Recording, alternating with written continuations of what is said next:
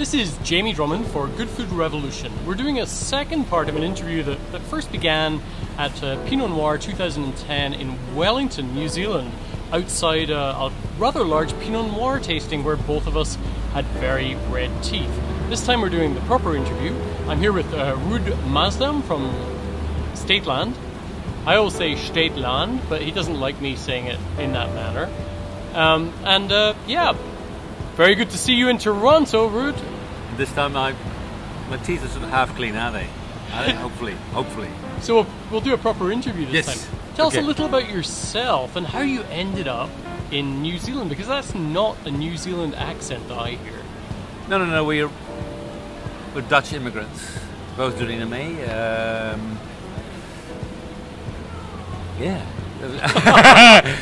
So I come from my grandfather's still born on a typical Dutch flour mill, and sort of fit my father. Things started to get off the hook a bit, and Holland's wine culture is more purchasing than actually growing it. They actually enjoy wine a fair bit in Holland, though, don't they? They are actually, and although. And it actually has evolved to be quite a substantial market for us. Yeah. Because worldwide, the Dutch are seen with the Scottish probably seen as being really mean people, don't want to spend too much, etc. but we're not making a cheap wine. But the Dutch market has actually grown for us almost against all expectations for year over year. So growing wine in Holland is obviously a non-issue. And then, once we decided to emigrate and make wine somewhere else, the fact that New Zealand has a culture of adapting and accepting people that are first-generation winemakers. Probably if you rattle off a brand, I can tell you what the winemaker did before. But Goldwater was a fashion photographer, Alan Scott was a fencer, and it goes on and on and on. But so it's Ross Lawson built swimming pools. So we sold software licenses, and Doreen did Apple computers. So it's a very novel industry in New Zealand, and it's going gangbusters, of course, around the world. Now, how long have you been in New Zealand for? 96. 96. Okay. And how did you come up with the name Staete Landt? Staete Landt. Staete Landt is the term that the Dutch explorers in the 16th century, 17th century, so 16 ... used to claim land for the states. And the States was not the United States. Well, it was the United States of the Netherlands at the time. And these states were Holland, Zeeland, Friesland, etc. So when Abel Tasman in 1642, by accident to a large degree, bumped into the coastline of New Zealand, he claimed that land for the state. So the first ever map made of New Zealand, quite an accurate map by the way, is written in his handwriting, Staete Landt, and we've taken up that sort of spelling, the way that name is written, as our logo. Now, why don't you accept the way that I pronounce that? Is that just because I'm really bad with pronunciation, or no? Because you're doing it a German way. Ah. And Abel Tasman was not a German. Right. Staete, that's German, and the Dutch would have said Staete Landt. Okay, which is a lot closer to the Anglo-Saxon. I've just been working in New York last week. In New York, we've got Staten Island, which is another variant of the pronunciation, but it's exactly the same history. In the 1600s, when New York was New Amsterdam, the Dutch looked at that island and said, "We're going to claim it. We're not going to know what we're doing. We'll claim it, and we're going to call it Staete Island, probably, or I don't know how the hell they would pronounce it in Dutch, but it's something similar." So same history. There's probably 5-6 places in the world that have. There's a place down in the south point of South America where the Dutch wanted to go around.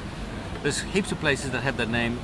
And obviously New Zealand has ditched the name Staete Landt as well, and have taken the name of one of the states of the Netherlands, being Zeeland. Now, you didn't come from a wine family, obviously. No, we came from a flour mill company, as you mentioned. But were you passionate about wine? I mean, did you just go over there and think, okay, this is a beautiful country, I want to be there with my partner? No. The plan from the outset was to grow grapes in New Zealand. And I don't know. It's like when you fantasize in your nights. With you don't want to know about how I fantasize about it in my night. No, but so farming if you want to go farming, then you're a wine lover, then you know what's more beautiful than what do you call it? Wine farming in South Africa? Yeah, I think? Wine farming? Yeah. Grape farming. That's the most beautiful thing where you can be involved from the actual growing to now sitting in Toronto in some flesh restaurant and talking to all sort of Pinot Noir lovers. Which industry does give you that? There's total exposure from planting the vines, which we did, planting the vines, growing, making the wines all the way through to talking to fantastic restaurateurs, etc. There is no industry like that. So I didn't know all that romance would be existing when we started, but I had some sort of a fantasy, and Doreen and I thought it was a great idea.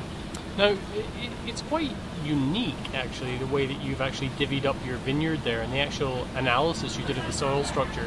Something that I was amazed by, actually, and it gave me an entirely new way of looking at your wines. If you wouldn't mind explaining that, that would be fantastic. There's a certain sort of Dutchness in having consultants, and although we had got a diploma in winemaking, etc., we still found that we were old-fashioned in our belief that we would want to do. We're out. I just want to see your gesticulation down here with your huge hands. Sure, you put me on the path now. So we were old-fashioned in the way that we wanted to work the land and make vines of that land itself, and not dick around with buying fruit from other people. We might do that later on, like at one time, whenever, but we wanted to grow the fruit ourselves and be in total control. So it was all about the place. It was all about the quality of the land and the variation of soil types in the piece of land that we got.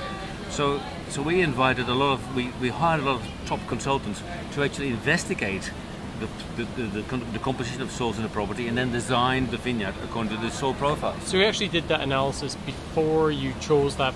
Like, did you do the analysis before you chose to move to that spot in Marlborough, or which was? We were living for half a year in Marlborough almost, and talking to lots of people about what the different soil profiles were. We had maps, etc. And the property we now ended up with, we bought it on the condition that we could do soil research. This was a cherry orchard and an apple orchard, that we could do soil research amongst the apples and cherries before we decided on that we would definitely purchase it.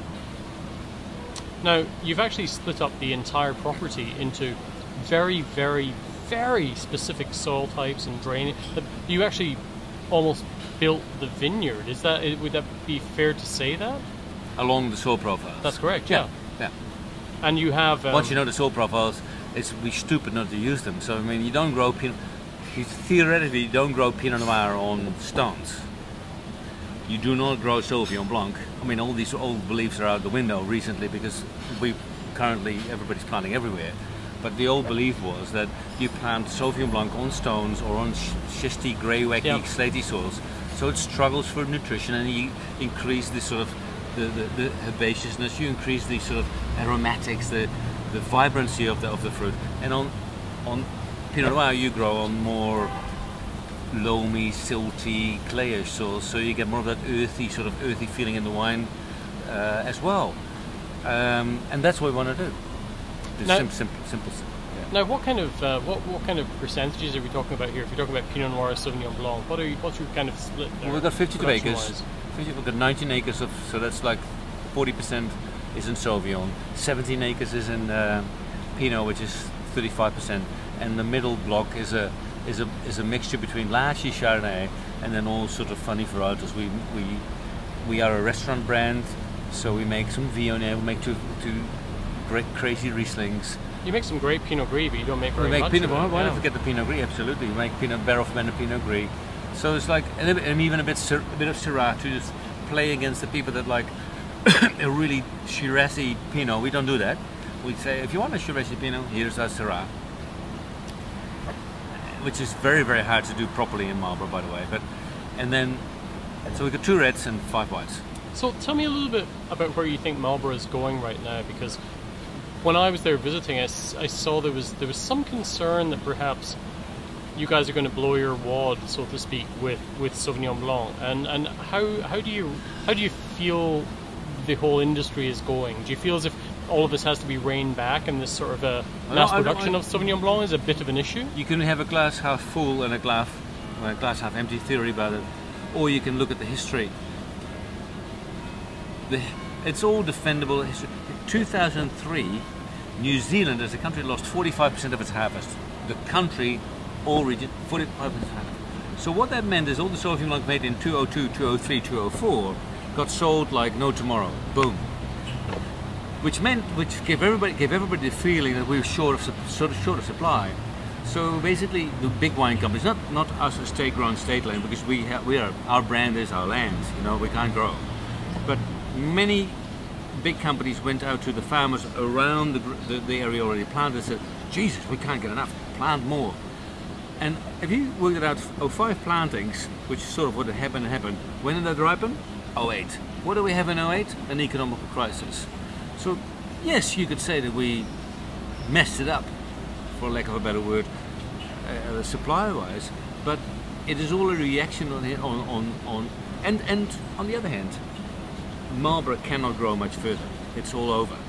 Okay, so we're looking. You mean it can't expand within the key limitation? It can't expand much further. It can be probably another 5%. Because you'll really be pushing the areas that you can grow. We can't grow on the hills; it's too cold. Yeah. We're on the plains. Funny enough, you know, when Napa tries to find the coolness on the hills, we have to find the heat in the valley floor because otherwise it won't ripen.